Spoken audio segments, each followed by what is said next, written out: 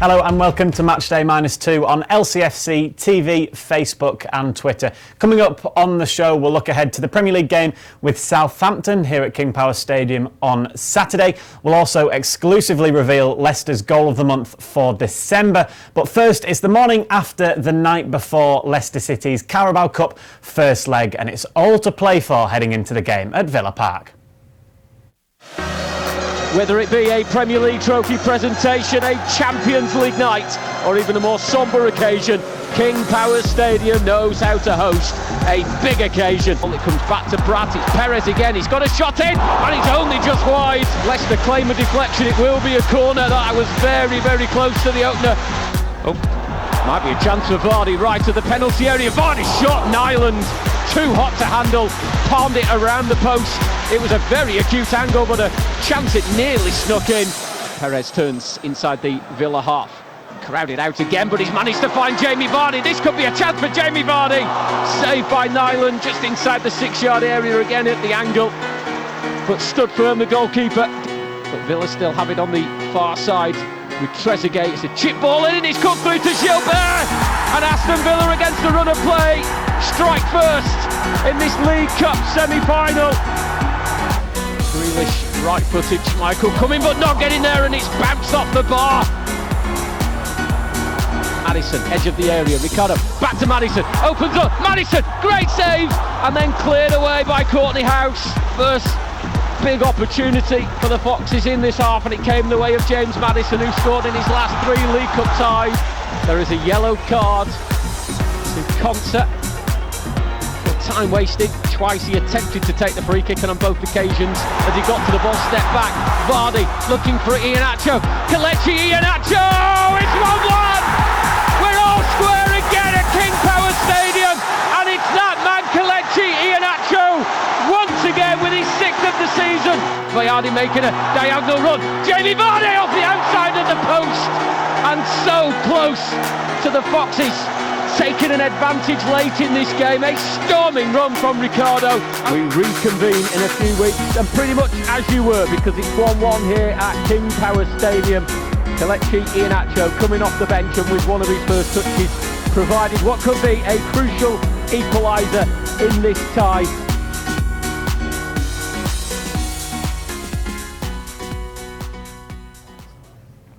Yes, it finished Leicester 1, Aston Villa 1, of course, here at King Power Stadium in the Carabao Cup first leg. And to dissect that game, we've got two men who played, of course, the last time these two sides met in a semi-final in a League Cup. It is, of course, Gerry Taggart and Matthew Elliott. And I've just Matthew'd you again, haven't I? Okay. Which you enjoy. Well done. It was a slightly frustrating game, wasn't it, last night? Yeah, it was. I mean, a lot of expectation before the game, a lot of hype around it, a lot of talk about what's it going to feel like, if Leicester were to win the competition. So you have to steady yourself a little bit, and I'm sure Brendan Rodgers would have done that with the players. But some people looking a little bit too far ahead, and you can come unstuck if that is the case, because there's a lot of work to be done, and still is, before Leicester can celebrate another Wembley appearance. But I think overall, Leicester was still the better side. Slightly frustrated, as you say, not to get a victory out of it and go to Villa Park in the second leg with a lead. But having said that, from Villa's point of view, they set the stall out, defended admirably. Goalkeeper was in decent form, and he grew with confidence as the game went on. Leicester couldn't really prize any genuine openings. One or two there that we showed decent opportunities, but only half chances really. There were a couple of other strikes from distance that weren't of the quality desired, but it was a reasonable performance. If you were a neutral watching that independently and you didn't know about either team, you said, well, listen, the team in blue are the better side, the better individuals on the night, and I expect Leicester to go and complete the job. But the prospect is a little bit tougher than people would have imagined it was going to be. We'll hear, Gerry, from Brendan Rodgers a little bit later. He said he was fairly happy at full time. Of course, going in 1-0 down at half time was disappointing, but from there, I guess the idea was not to lose the game. Yeah, I think so. I think obviously it was a bit of a shock to everybody in the stadium when Leicester went down. as Matt said, Villa set their stall out. They were going to play on the counter-attack, and really, throughout the whole game, it was sporadic, their attacks at best, and I mean at best. So when that goal came, it was a bit of a shock, you have to say. Yes, Villa set their stall out. We knew what they were going to do, even before kick-off, and you have to give them credit for that. So at half-time, we've seen it time and time and time again with Brendan Rodgers. He's not afraid to make a decision. He's not afraid to change formation or personnel. He's done it again, and obviously the 2 substitutes that he did bring on were pivotal in the equalising goal, and so you've got to doff your cap yet again to Brendan Rodgers. As Gerry said, Matt, the goal almost came out of nowhere, didn't it? And it did shock King Power Stadium when it did eventually come for Villa. Yeah, Leicester got caught short a little bit in terms of Ricardo made a big surge forward. You can't see him in the picture here at the moment, which you're asking the question why. I think he just trots back in as the cross goes in. But they looked semi-dangerous on a few occasions when they did break. Villa, Grealish in particular, it was a big part there. Good stretch by Southampton. Now there you're thinking, Gerry's talking about team selection. Pratt sort of chasing shadows a little bit there and ended up not doing any particular job. Southampton could have got a little bit tighter, although it was a clever cross from El Ghazi. Ben Chilwell's probably thinking the cross isn't coming in that area. Oops, all of a sudden it is. Reacted too late. So there are different areas where Leicester could have improved in that instance, and they'll be looking at that. But in terms of the selection, so we're referring to Wilfred Ndidi, if he was in there, would he perhaps have swept things up at an earlier time, and quashed the danger? Don't know. It's open to conjecture, but certainly you're used to Wilfred doing that. And in the second half, you saw someone who's more naturally suited to that role in Hamza Chowdhury, and Brendan Rodgers even said, perhaps in hindsight, great thing that I should have played him from the start, might have given a better balance and better opportunity for the other midfielders to get forward, because Tielemans was playing the central sort of holding role.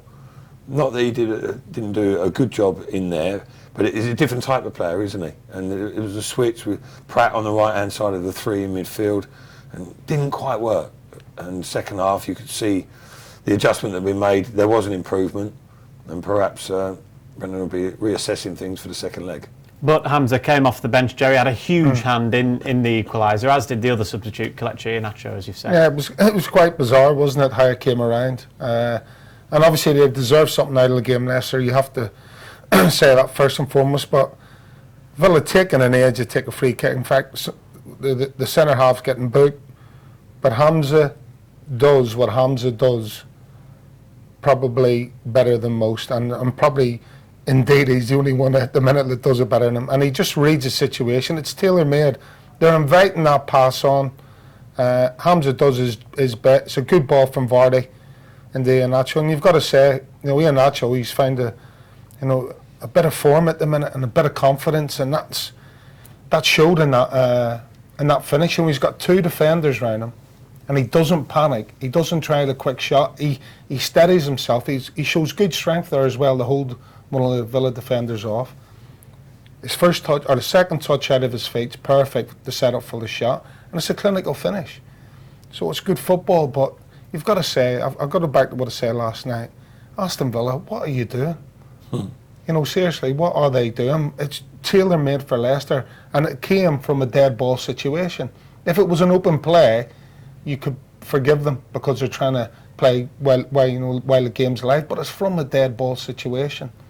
And they've only themselves to blame, but fair play to Leicester for taking full advantage of that situation. He had time to correct it or change his mind, didn't he, Concert there, because he got booked for it, and it was almost like he was hell-bent on playing that ball short and trying to... The longer it took, the more it played into Leicester's hands, because they were able to set themselves in an area of the pitch to get ready for it, because they knew it was coming. We knew that the centre-half was going to play that ball into the midfielder, a straight ball with facing his own goal, kamikaze, to start in your own half of the pitch. You're already under serious amounts of pressure. You're defending for your lives. What should you do? Stick it in the corner. But they don't, and fair play to Hamza. He's straight on it. He wins that ball, and Leicester are away. You actually saw Tyrone Mings, who was excellent on the night, going ballistic at Ruiz, because he's basically blaming him more than Konsa, almost, because he's like, he's slightly more experienced maybe. And it's like, what are you doing? Don't even come and make it an issue. Just get away from the ball and we'll put it in the channel. It was a poor pass to begin with, from Concha into him. It's a bobbly ball, so I think Louise has to take a touch, but it's a poor touch from him, And as I say, Leicester were the better team on the night. They couldn't get that breakthrough, so they got the breakthrough a little bit haphazardly from the way Aston Villa were playing, let's put it that way. They had chances, didn't they, Matt, Leicester, to eventually win it, or to equalise earlier, or even take the lead. We can have a look here at some of the best moments that they did have on the evening. Yeah, this is sort of Perez's first real introduction to the game, but I was just sort of saying he needs to have more of an influence and bang on time. There he was picking up that space in between. Vardy, I think, ideally would have had one touch about his feet, perhaps opened his body and hit it with his right foot. The angle narrowed, didn't it? But there was the strike before, and then this was the best bit of play, really. Madison, great bit of play, dancing, jinking feet there, and little nutmegs. But the angle again was narrowed, and again in this instance there, as the ball comes across, there's nowhere really to go other than just fire it and hope for the best. But the keeper Nyland did well. This is probably as good an opportunity as any. Excellent timing of the run, lovely ball that's played through, but I think Vardy just got a toe end connection, right? Ideally, can't be the good toe ender. Don't worry about that. But he's fluffed it a little bit. You saw the frustration with himself. He was, I've got that wrong. That was a decent opportunity. Go across goal, maybe through the defender's legs. He's just got it wrong. But it was one of those nights, really. Sains there. Difficult to score direct from a throw-in in that instance, from that distance out. But I don't think Leicester will be too disappointed overall. I think they'll be quietly confident going in the second leg, and I think you would imagine Villa are going to open up a touch with you. The most important thing is they created chances without being at their blistering best, and they still created chance after chance after chance. Okay, half chances, but they still had sight of goal, shots on goal. Vardy was getting in behind, Madison was jinking in and out, getting shots. So that's a real positive going into the second leg. Still to come on Matchday -2, we'll hear from Brendan Rodgers, his assessment of the game last night, and we'll preview the match with Southampton on Saturday.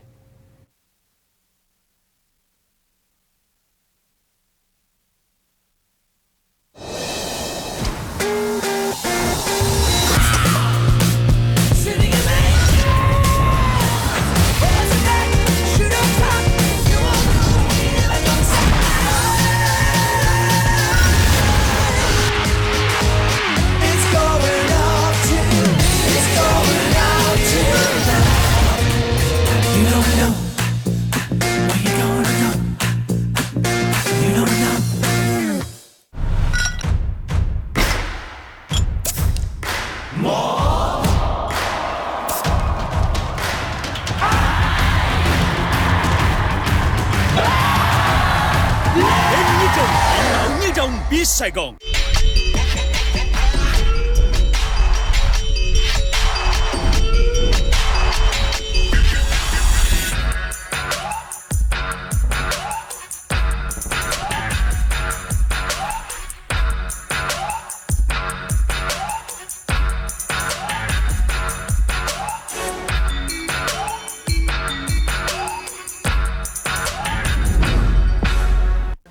Yeah, listen, if you can't win, make sure you don't lose. There's no...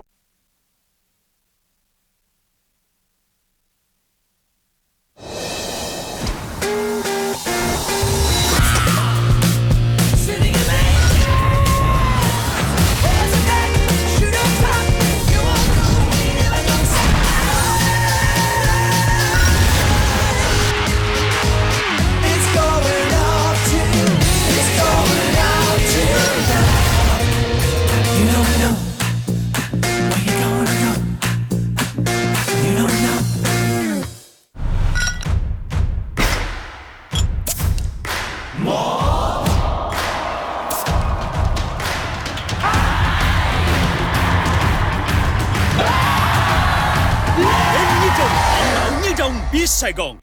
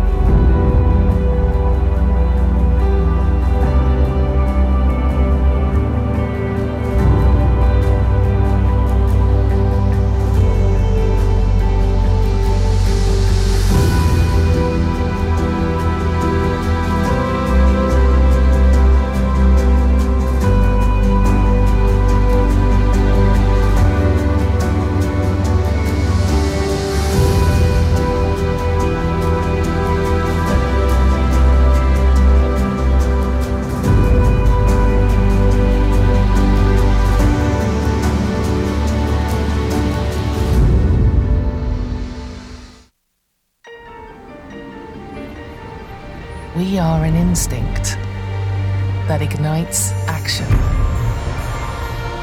We are a journey taking one step more. And we are the heart that beats as one.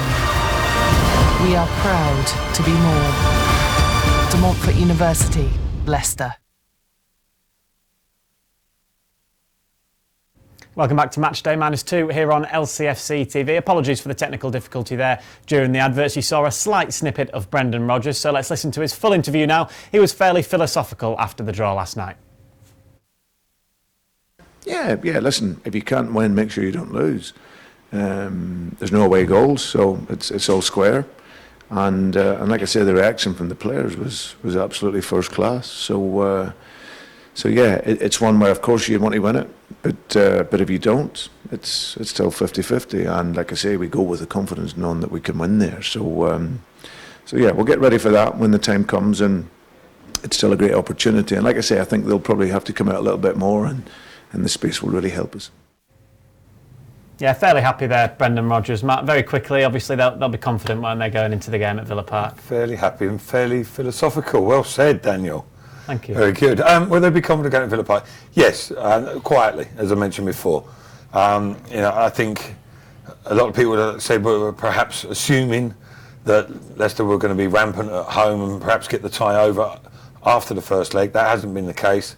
But all said and done, I still fancy Leicester to go there and do the business, and I'm sure Brendan Rodgers does as well, even though he's going to keep it under wraps at the moment. Well, from one cup competition to another one then, the under-21s, they've just been drawn Newport County away in the leasing.com quarter-final. That's taken place just this afternoon, so not great memories for Leicester City, Gerry, at Newport County, of course, in the FA Cup. Yeah. But this year, in the FA Cup third round, things went well against Wigan, didn't they? And they were safely through to the fourth round. Yeah, absolutely.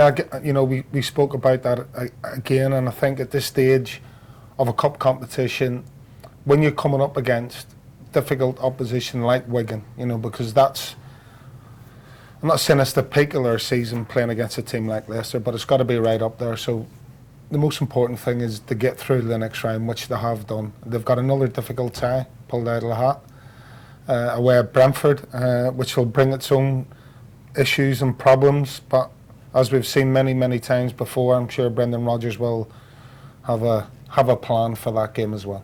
Brendan said after the game with Wigan, we'll see the goals, that he wasn't overly happy with the performance, but obviously he was happy with the result, and it was professional enough, wasn't it, to get through? Yeah, you always felt they had enough, didn't you? And good run and good pass it from Demarai Gray, who was a lad there with Pearce, wasn't he? I mean, I didn't realise at the time it was his debut as well. So hopefully his career takes an upward turn after that, but. Demarai Gray would have been disappointed not to be involved last night at all in the whole 18. But Leicester. I mean, Barnes I thought did really well in that central striker role, which was a bit of a surprise. But they were just doing enough, Leicester, weren't they? Flitting between second and third gear. Chilwell advancing this time, and Barnes getting a little bit of fortune there with the deflection, a long-awaited home goal. But see the relief on his face, but. It was never really in doubt, was it? They weren't their best. No, it was a little bit disjointed. You get that. The changes, you get that against Wigan at this stage of the cup. I know Brendan's come out afterward and said that he wasn't that happy. Team selection as well was in the performance. But sometimes, unfortunately, that happens. And as I said before, the right result came out at the end. They're in the hat without a game being spectacular, but they didn't need to be. Because Wigan. Yes, they played some nice football, and they got themselves into, the final third a few times. But other than that, they didn't really cause a goal threat, for Leicester. So it was just about getting through. As you said, Brentford away then in the next round. What do you expect from that one? I think that'll be a tougher tie. Yeah. Brentford are a decent outfit. It's a tight ground. Brisbane Road, so it'll be Griffin Park. Even Brisbane Road, that's Leyton Orient, isn't it? So that'll be a tough game, and they'll fancy their chances, you'll have to say, against Leicester. So you know, as I said, but I'm sure Brendan will have something up his sleeve for that game, and you may well see, you know, a stronger outfit going down there. And that takes place the weekend before the second leg of the Carabao Cup as well, Matt. Yeah, it does get congested, and also from memory, we were still involved in the FA Cup at that stage when we were playing semi-finals and finals and stuff, and it can cause a problem, to be honest, because you know you've got an overload of fixtures over a period of time as well. Since in this case, you know, we've been start of December, isn't it? The fixtures have become heavy, and dealing with that over a 2-3 month period takes some working out and takes some effort by the players. And but they have a squad. They have a bigger squad than we used to have, so you know I'm sure they'll be able to cope with it. But yeah, it'll be a tough fixture, tough tie, isn't it? Away at Brentford, it's one of those where you go, oof, you know. But not to say you're not going there without confidence, but there are easier ties, put it that way. At the end of Matchday -2, we'll exclusively reveal Leicester's goal of the month for December. We can have a quick look now and remind ourselves of the nominees for that one. We'll look at the top 3 results. 2 Kelechi Iheanacho goals in there. One against Aston Villa, this one of course against Everton later on. There's 2 Jamie Vardy goals up for nomination, his second at Villa and then his one at Manchester City. A Callum Wright goal for the development squad is in there against Everton. James Maddison's curler with the outside of his right foot, we'll see that one in just a moment, is also up for the award, as is Damari Gray's second at West Ham United. Which gets your vote, Matt? The one we were watching right then, Jamie Vardy away at Man City.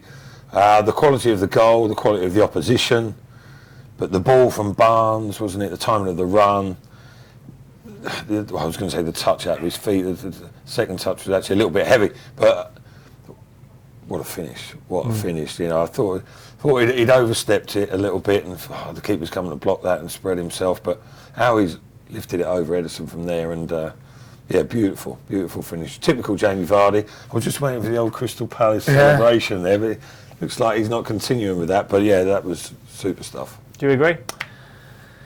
Yes. You can if you want, Tags. Don't go against me just for the sake of it. I think because of where it was, it's a lovely ball from Harvey Barnes where he outside of his foot as well to put Jamie in. I think James Maddison probably found himself a little bit unlucky. I think the technical difficulty where he's outside the right foot in the bottom corner, I think that's a great finish from James as well. But you couldn't argue, I suppose, with either one. Let's put it that way. Yeah, we'll reveal that winner at the end of Matchday -2. But first, we need to look obviously at the game at the weekend. Southampton, they're on a good little run of form, aren't they? Yeah, they picked up, haven't they? They've picked up 12th in the Premier League, 5 points clear of relegation. 3 wins in the last 4. Yeah, and fair play to them. Hassan Hüttl was getting, derided when they were on the wrong end of the 9-0, and you do worry if a team's capable of losing by that margin, excellent as Leicester were. You think there must be some deep-rooted problems, and over a period of time that they've been underachieving, haven't they? And you wonder why that is. Is it the coaching? Is it the mentality of the players, or a combination of different things? And a lot of people are thinking, perhaps Southampton's time is eventually up in the Premier League, but fair play to him and the players, because the people have always thought they got the requisite amount of quality within that squad if it can be harnessed, and Hassan he's managed to turn the tide a little bit. Certainly in the short term, that'll give them great inspiration for the rest of the season. So all of a sudden, you're expecting a tough challenge from them. They're resolute, hard to beat, and they're nicking a goal here and there as well. So Danny Ings, man in form. You certainly don't expect a 9-0 at the weekend, do you? Well, whether Brendan Rodgers and Ralph Hasenhüttl will like it or not, Gerry, that game will dominate the build-up, won't it, to the game on Saturday? How much of an effect do you think it'll have on both sets of players? Well, obviously on Southampton, that 9-0 had a massive effect. When you're a struggling team in the Premier League, or for any league, that kind of result either makes or breaks your season. And fair play to Southampton, that result has, in the short term at least, made their season and not broken it. So fair play to Southampton, fair play to Hasenhüttl, because they have picked up since then. They've beaten Chelsea away, Tottenham at home, in those 3 wins. So no mean feats there. Danny Ings is on form, as we've said. And obviously coming into this game, does Hasenhüttl need a team talk? All he needs to do is remind the players of what happened a couple of months ago. You know, that is their motivation, to make sure that that doesn't happen again. So I totally agree with Matt there. It's going to be a different scenario. A far tougher game, I would expect, than what we've seen down at Southampton. Should the result be, can I see the result being any different? For me, the result, I think, will go in Leicester's favour, even though they've had that midweek game against Hinger. But I think Brendan will understand that they need to get back to winning ways. I think the players will understand that yes, they've sort of lost. They've drawn against Villa, weren't at their best. They'll see the importance of making sure they can try and stay in second place. Yeah, just finally, Matt, obviously they'll be looking to cement themselves in second place and well inside that top 4. Yeah, of course, yeah, and, you know, churn out another 3 points. However, that is done. There are factors that will go in Southampton's favour, like Gerry says, you know, the game obviously last night. And then, you know, there's no way you're going to get a repeat of such a dramatic scoreline. But having said that, you've still got the sort of air of inferiority if you're a Southampton player, haven't you? But again, in fairness to them, they have reacted superbly, haven't they? And as Gerry says there, that, you know, they've made it become a positive for them. The fact that they don't want a repeat of that again, but I just worry about the mental scars. If Leicester can get the lead, a little bit like the Villa, if Leicester got the lead last night, they could have really taken them to the cleaners. But any sort of win will suffice. Well, hopefully so. You can, of course, listen to that full game on LCFC Radio. It's a 3 o'clock kickoff here at King Power Stadium, so you can tune in any time from 12 p.m. Extra time then on Monday evening to assess that game with Southampton is on LCFC Radio from 5:45. That's because the under-23s are playing. They're away from home. You can watch that one on LCFC TV, of course, for free. Very quickly, you two, the usual, at the end of Matchday -2, we ask you for a prediction. What have you got? I was just looking at that picture of me and you in the middle. It's like you're looking at me going, what are you What talking are you? about? I do that most of the time. Exactly, I set myself up there, didn't I? Sorry, prediction. 2-1. I was going to say that, so I'll go 1-0, Leicester. 2-1 and 1-0. And that's a regular scoreline, isn't it? 2-1, you go for that, but yeah. I think it'll be tight, but I think Leicester will get over the line. Okay, well that's it for Matchday -2 here on LCFC TV. As promised though, we'll reveal Leicester City's goal of the month for December. Matt Elliott called it right, it's Jamie Vardy's strike at the Etihad. You know, on another day that could have fell anywhere. De Bruyne has looked to release Jesus, he's on the charge and on the chase with Evans. He keeps the ball in play, feeds it to Sains to inside his own penalty area. Barnes waiting for the ball to come towards him. Walker made the challenge, but then it came the way of Chilwell, who releases Barnes. Ball with the outside, who's right boot. Jamie Vardy is in on goal here. Jamie Vardy, Edison comes out, but he's lobbed it over him, and Leicester City have taken the lead against the run of play at Etihad Stadium. It's that man Vardy again. A perfectly weighted pass by Harvey Barnes outside of his right boot on the halfway line, curled into the path of Vardy into the penalty area. I thought it had just got away from him slightly, but he managed to knock the ball over the onrushing Edison. His 17th goal of the season is celebrated wildly by the Blue Army and by the Leicester players over in the far corner. Manchester City 0, Leicester City 1.